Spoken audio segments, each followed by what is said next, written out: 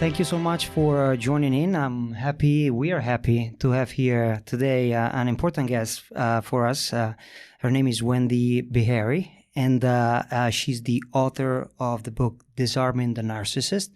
And Wendy has over 30 years experience, and she's also the director of the Cognitive Therapy Center in New Jersey, and also the director of the Schema Therapy Institute of New York, New Jersey, and DC. Wendy, welcome, and thank you for joining us. Thank you so much, Danielle and Marcela. It's wonderful to be with you. So, Wendy, we would like to talk to you about, our podcast today will be about some common struggles that we see in the professionals we work with. We work with professionals in New York City mainly. And of course, the topic about relationships comes up, either that people come to us individually, or sometimes we see couples as well that are struggling with certain issues. So we would love to just go over a few topics that we feel are kind of like, common struggles that couples bring up to us, or individuals that are struggling in some way in their relationships. Yes. The first one of them is communication, right? It's probably the most common reason for couples, at least, initially when they reach out, or individuals that they're struggling in their communication with one another. And we would love to hear, from your perspective and in your experience, what, for the audience listening to this, like, how do we know if we are communicating well with our partner? What does that look like? Any ideas about what can help people figure out if it's really something that they are struggling with or not? This is a great question. And you're so right, Marcela. This is one of the most common problems that comes into couples counseling, couples therapy, even into workshops. Couples will say, we don't communicate well. Yeah. Which is a very big general statement about usually a lot of other challenging issues that lie beneath the surface. But communication does matter. And anyone who knows my work knows that I'm a big believer in the power of empathy and empathic attunement, empathic understanding. And I spend a good deal of time, because I work with couples in high conflict, usually with issues of narcissism, helping them to bring more empathy into their communication style, meaning speaking about what you already understand about your partner's sensitivities and triggers and expectations, and bringing that right up front. In other words, I know this might sound like a criticism, or I know it doesn't feel like you're being appreciated for the things you do. And my intention here is not to be unappreciative. It's simply to express my disappointment in ... Right? So it's a little tedious at first, but I think that when couples get into what we call a rut, where they are now doing this top-down processing, you start sort of look at your partner, and automatically you expect to see someone who just isn't going to care, isn't going to listen, isn't going to communicate with you. And we need to kind of start over to reframe the patterns, redesign the patterns, re-choreograph the dance, as I like to say. I like that. And that means to do the bottom-up processing, like notice what you're feeling inside, become a narrator of your own experience, be attentive to what you expect your partner to be thinking and feeling, and add a little empathy as you submit your request, as you express your disappointment, or even your appreciation for something. Yes. And that brings up a very good point that, a lot of times we hear that a lot of people experience, their partner as more critical, right? Yes. And not kind of like acknowledging some of the positive things. Right. And like the appreciation piece is key in a lot of what we see and the work we have done with people around communication. That is kind of like, if you can include some of that in some of those difficult conversations, sometimes it really makes a big difference. Yes, absolutely. One other thing, if you don't mind me jumping in, Marcia. Sure. Is you mentioned the person who's the narcissist, right? And a lot of the professionals that we work with, a big thing, they're here in New York City. They've made major decisions. They will continue making major decisions in a relationship. When it comes to making decisions, how's that dynamic with a person who's narcissist? And how do you go from there? What do you do? Because it comes up a lot. It's one of the greatest challenges, Danielle. It is because the narcissist is so put together in this way where, the most common element in their personality profile is entitlement. They feel entitled to have what they want when they want it. They feel entitled to their way of thinking. They feel like they have to be right. There's great need for control in decision making. I mean, it's wonderful when you're in agreement, but when you have a different point of view, it becomes a little tricky. And that's where people get into conflict. And so, again, with empathy, one can begin to discuss and even use a little bit of what I call the narcissistic, well, lots of people call it this, but this is my example of the narcissistic supply, which is, I know it's important for you to make this decision. I know it's important for you for all the reasons you've described. And I know it's hard for you when we're not on the same page because it makes you feel like I'm either against you or trying to control you, which of course is not my intention. I just want us to come up with something which I know you too, because you're a smart person. I know you want fairness and something that we come up with that would feel fair to both of us.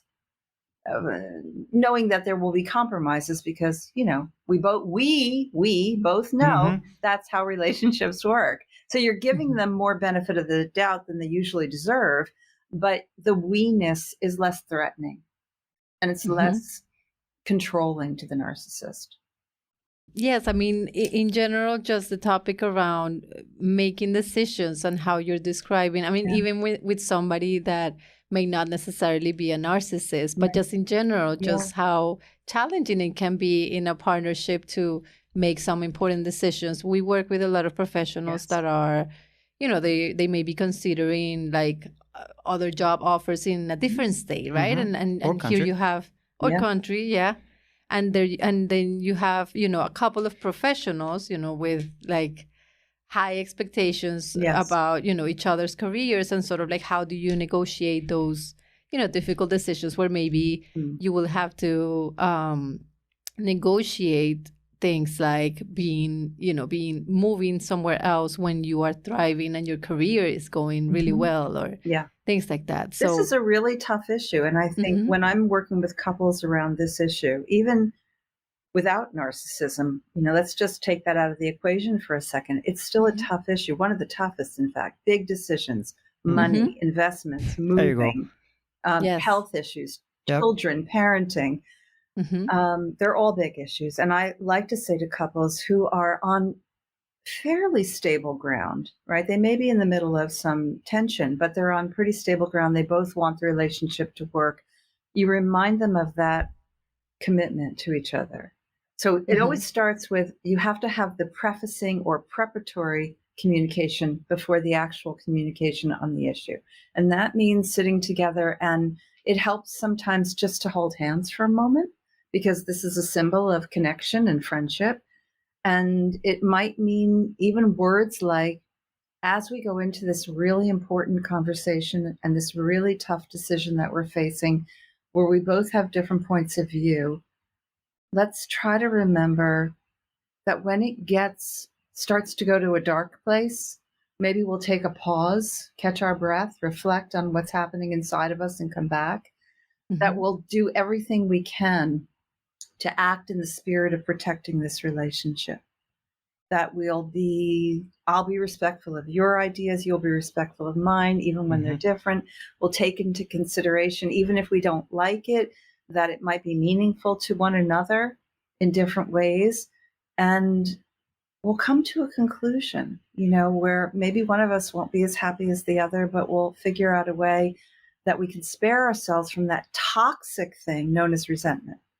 Nobody wants to give in and end up carrying that big boatload of resentment into their relationship down the path. So I urge couples to have the preparation conversation before you actually go into the discussion of decision making.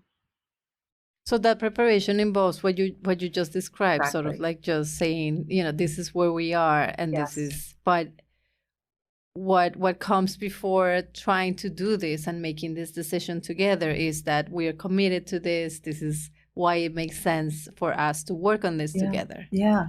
Yeah. And that we want to do everything we can to protect this very fragile thing, which is our relationship, because relationships become fragile when they're under the pressure of conflict.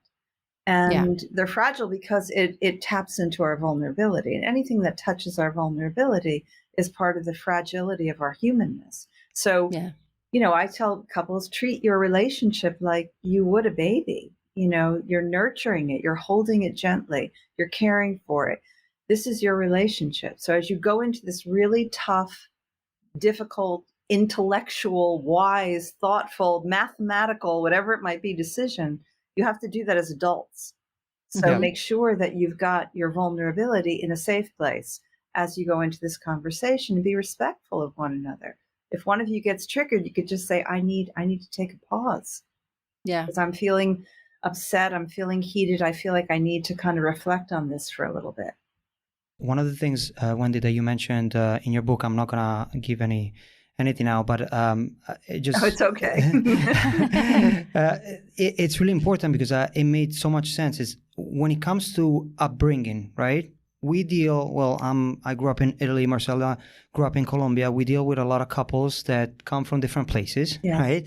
And a lot of times what we see a lot is that certain cultural things get, confused with narcissism.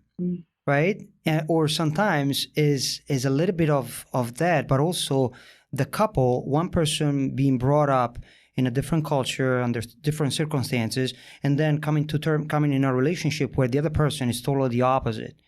Do you see that like in what you do, and what's the trick there? How can, because it's all around us in New York City. Oh yeah. Sure. Yeah. But such an international melting pot there. And I think it's true. We have to take into consideration cultural sensitivity. You have to take into consideration even just certain socioeconomic sensitivity. Growing up in a certain household under a certain faith or under a certain ethnic style or influence, certain values that might be different when it comes to being more conservative or more liberal in your way of dealing with life and making decisions. All of that can go into, for a couple that, is really feeling pretty stable, except when it comes to making these big decisions, or sometimes once they have a child and they're facing parenting issues, or they come into some money and how are they going to invest it or save it or spend it? These can become really tough issues for the smartest of people, the brightest and the wisest. And that's why I think, having that conscious awareness and that commitment to protecting this relationship and recognizing that these differences are likely to spring forth, not in the times when you're being playful. They're going to spring forth in the times when it's really hard to come to conclusions that where you're not on the same page and you see things differently. And like we like to say, we like to normalize, but we don't want to minimize. Relationships are not easy, and there will be conflict, right? And you have to kind of like take time to navigate those conflicts. Sometimes it's hard when people work 10, 12 hours, right? Demanding careers, demanding professions, right? Yes. Which takes us to the next point, which is intimacy. Right. Yeah. So that's also, of course, an issue that comes up when we work with couples, and I think it's so hard still for couples to talk about these issues in their sex life openly, right? And kind of like how, in your experience, what has been helpful, or what would you say, like, for the audience that is listening to this and they may be struggling with something in their sex life that, they may want to bring up to their partner, but they're not sure how to. There are so many changes also in relationships in terms of the frequency of sex, Intensity. the level of desire. Sometimes even from the beginning, some of these things may not look like they are going to affect the relationship, but over time they become sort of like bigger issues or bigger things that they haven't been talked about, and then they become this bigger issue. Yeah, and it's such an important issue on so many levels because too many therapists are uncomfortable even talking about this with their own clients, which is really problematic. Yeah. But take the therapist out of it and let's just think about the couple for a second. I think that attraction and desirability are very different than love. It's beautiful when they work together, right? You love someone and you feel attracted to them and desirous of them sexually. But things can change over time. Even that which you didn't expect when you were excited in the early phase of the relationship. And it's not abnormal or unusual for a couple to not be feeling it. You know, one member is not feeling as attracted, even though they still love their partner very much. It's a hard conversation to have. And I've coached a lot of couples through this conversation of how to say, I do love you. I care deeply for you. And I want to feel more attracted. I'm struggling with, and then describing whatever it is that might be the difficulty. It might be something in the partner's, appearance, or that they're not caring for themselves as well, or they're smoking, or they're drinking, or they're something in their hygiene. I mean, these are tender, difficult, sensitive issues. So again, I always say, start with the conversation before the conversation. We need to talk about our intimate life. How can we do that in a way that doesn't become so disruptive? So it doesn't become such a minefield for embarrassment, a sense of embarrassment, shameful for some people to bring it up, right? Yes, exactly. And for some couples, this will be so hard just because of their background, their values. You don't talk about it. It's supposed to just happen. It's supposed to be automatic. And we have to debunk those myths to allow couples to open up and talk about it. Yeah. Yeah, that definitely comes up so much in what we do. It's the sense of embarrassment. I think we see that quite a lot in working with couples where that maybe the sexual drive is off, right? Yes. Maybe one person is up here, the other person is down here. And then that leads to another issue, which seems to happening a lot. One person bringing up opening the relationship to others, right? Which opens up another thing, bigger thing which has to do with trust, has to do with everything. But the bottom line is, and if I understand what you're saying, is that, look, don't be afraid to bring this up. This is like important when you're committed and when you desire to continue the relationship. You have to. Yeah, you really have to. There's so much fear that what I'm going to find out from my partner is that, I'm not attractive. I'm not desired. I'm being rejected, when in fact it's not a rejection issue, but the partner is having maybe problems with impotency or is having some problems with libidinal energy. And that needs to be talked about, because the body, the brain, the mind, the sexual components within all of us as humans, they do change over time. And without conversation, without communication, people can just start living in disenfranchised camps where they're feeling lonely, or, as you suggested, Daniel, someone's acting out, which leads to further problems like betrayal and mistrust issues. Yes, talking about betrayal and mistrust. That's well, we also hear a lot, that couples have gone through infidelity in their experience together, and a lot of couples, or individuals also that we see that are struggling with these experiences. Like in your experience, do you think that couples can survive infidelity?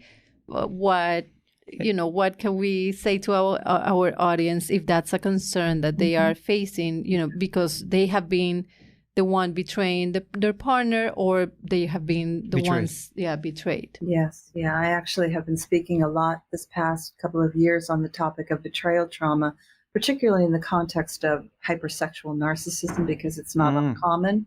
I see a lot of couples who are kind of reeling from infidelities of all sorts, all kinds of secretive, whether it's sex workers or it's just a person at work or whoever it might be. But the answer to the question is yes, I think couples can heal. Most probably won't unless there is a big investment on the part of both to dive down deep and really deconstruct the narrative of how this happened, right? Really look inside the story of what happened and this part of the partner, we'll call it the unfaithful part, right? Mm-hmm. Who is this part? How did it evolve? How did it emerge? What was it about? Without blame, without defensiveness, without pointing fingers, right? It's owning it. So the perpetrator or the offender in the relationship has to be ready to take ownership of this part of themselves. It's not all of you, right? But it's a part of you that acted out in a way that caused harm, that created a sense of betrayal, that created mistrust. So we start with things like, are you ready to be transparent? Because transparency has to happen for trust to start to grow. And that means really revealing things to your partner, making your devices accessible, things of that sort. This is just shown to be highly effective when couples are trying to heal from betrayal and mistrust. Mm-hmm. But the dig down deep part is learning about what drove me there and really getting an appreciation. If it's a narcissist, I mean, they have to go deep to understand this part of themselves in order to get out of their own way, because there's so much shame and embarrassment and I'm the bad guy. And then defending that, fighting against that and blaming, denial, defend, and devalue. For the person who's been offended, the betrayed partner, they too need to understand this part of their partner, right? They need to understand it so they can emancipate themselves from self-doubt and self-blame. So you have two people empathically, there's that word again, right?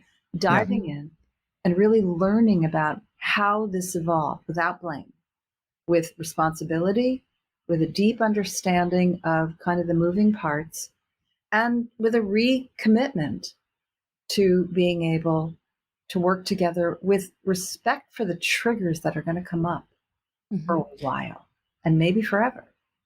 Accepting that there will be times, smells, seasons, colors, tastes, sounds, something on the TV that's going to provoke a trigger and a feeling of insecurity. And that's when an offending partner doesn't go like this, ugh, here we go again, but instead says, I know that's hard.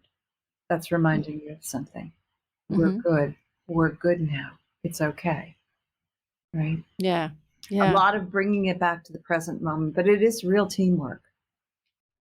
Wendy, I like the fact that you're very direct. What you said about some people will go through and push through, and others, if they don't want to make the investment, if they can make the investment, they're not. That's just not going to happen. That's a reality. Yeah. But one of the things that you mentioned, which comes up a lot, and it has to do with boundaries. Marcela and I were just writing a few notes. Is what you said about giving access to device, to cell phone right here, yes. Right? So say that there has not been any cheating, right? Or at least that the person knows of. When it comes to boundaries, right? What do you recommend to couples? A couple that, they're just dating, a couple that they just began their journey. What's healthy? People want to know what's healthy because they always come to the office and I hear that, oh, that's not normal. And you obviously you're big on schema therapy, right? Well, what's a healthy boundary when it comes to, for example, cell phone or other things? Well, if it's the early stage of a relationship, what I coach my clients to do is watch yourself, because that's where you're going to get the best data. So if you're beginning a new relationship, pay attention to you. Watch for your own reactions and schema triggers, because let's just say this, you've just come out of a couple of really difficult relationships. You're back out dating again, you're meeting someone, you feel like this is going well. Well, what are you noticing about yourself?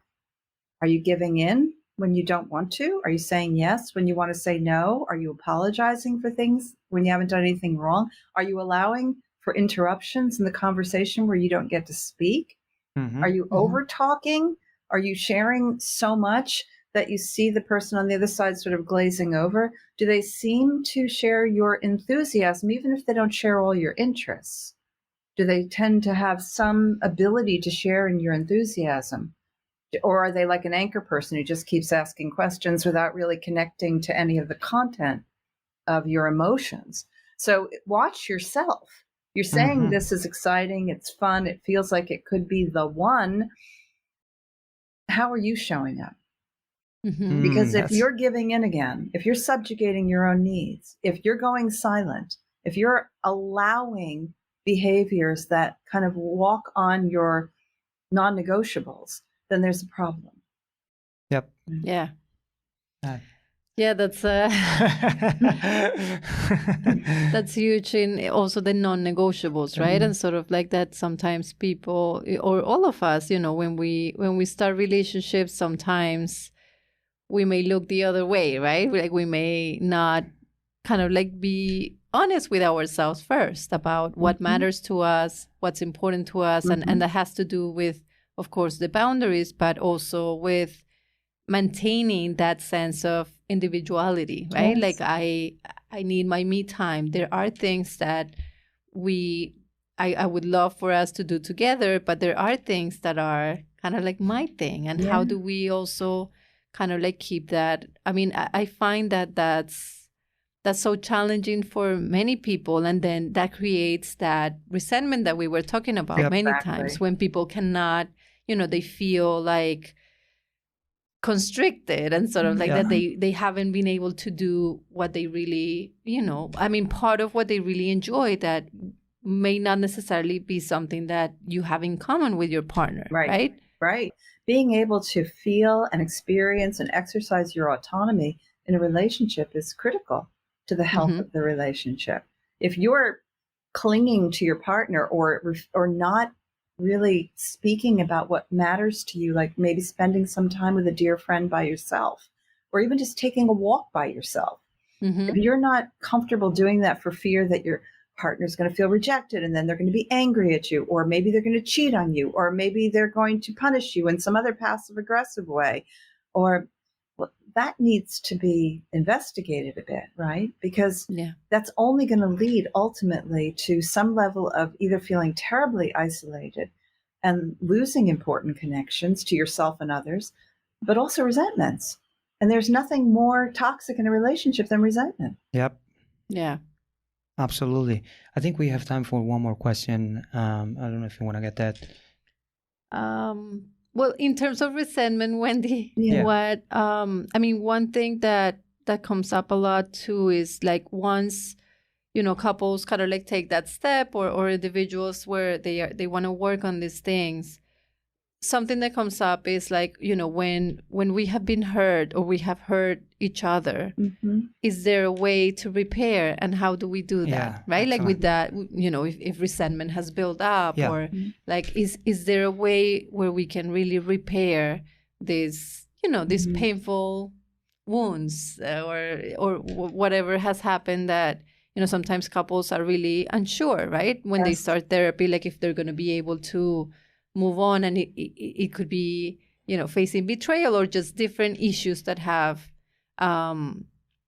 just hurt, you know, painfully each other in one way or another. What is your perspective on healing and sort of like, you know, that possibility of moving on? Yeah, is that possible? First of all, that's a yes or no answer. It can. Does it exist? Yeah, I think that it can exist. I think if the resentment hasn't gone so far as to have really eroded all the good faith and the good favor and the love in the relationship, if resentment's gone that far, usually it's too far. You know, I think even the research of John Gottman, who talks about repair work and talks about contempt as one of the signs of probably a relationship that isn't going to heal. You know, it's problematic when it becomes just so deep and so far that you've really pretty much psychically divorced without the papers. But most relationships, or I should say many relationships, I've certainly seen a lot of couples do some amazing work. I think we have to have the expectation going into a relationship that There will be ruptures because nothing's perfect. There will be fights. And there will be repair if you have your repair kit ready. If you have a way of being able to look at each other and say, let's see if we can repair this. And the repair is not just in the, I'm sorry, although sorries are important. The repair is in the acknowledgement of the other person's experience. So I can imagine that felt terrible for you when I was making that joke the other night, and I was kind of using you as the target. And in fact, that was a really very tender, sensitive subject that you had shared with me confidentially. And I used it as part of my joke to be funny. I know that must have felt terrible to you. And I feel so sad, that I brought that pain into your life. That's a great example. I think that goes a long way. We have, certainly certain, some of the couples that we work with, they definitely respond well to something like that, direct and clear. Yeah. Wendy, I want to be respectful of your time. Tell what can you do for people? How can you help people other than, of course, buying, your book, which is great. You share Aaron Beck is one of my favorite people, with cognitive therapy, and Daniel Siegel, since we became parents, that's pretty much our foundation. So, yes. But what do you do? How can you help people? Tell us a little bit about that. How can they reach you? Yeah, can they reach you? Absolutely. Well, thank you for mentioning my book. It's now in its third edition. There's a lot of new material in the book, and so I'm excited about it. It came out recently again, and it is in 15 languages for people who are of other languages. So everything is on my website. So anyone who would like to gather resources to find out about my training programs, online communities, consultations, reading materials, you can just type my name into your browser and look for disarmingthenarcissist.com or type disarmingthenarcissist.com, and that's how you can connect with me. Awesome. And lots of people nowadays, I know we get a lot of couples that ask for workshops. For example, they plan a getaway with, 10 other couples, and they want to grow and, the part of the community that they're in. And you also do workshops. Is that correct? I do, yes. Okay, perfect. Okay, yes. Just wanted to emphasize that. Yes. I remember browsing through the website. Yeah. Wendy, it's been a pleasure. I mean, we're grateful for your time. We'd love to chat with you again in the future. If you're here in Midtown, we'd love to catch up with you. And it's been great. That would be great. And you're both terrific. Thank you for having me, and all the best to both of you too. Thank you, Wendy. Thank you so much. Thanks. Have a good one. Bye. Bye now.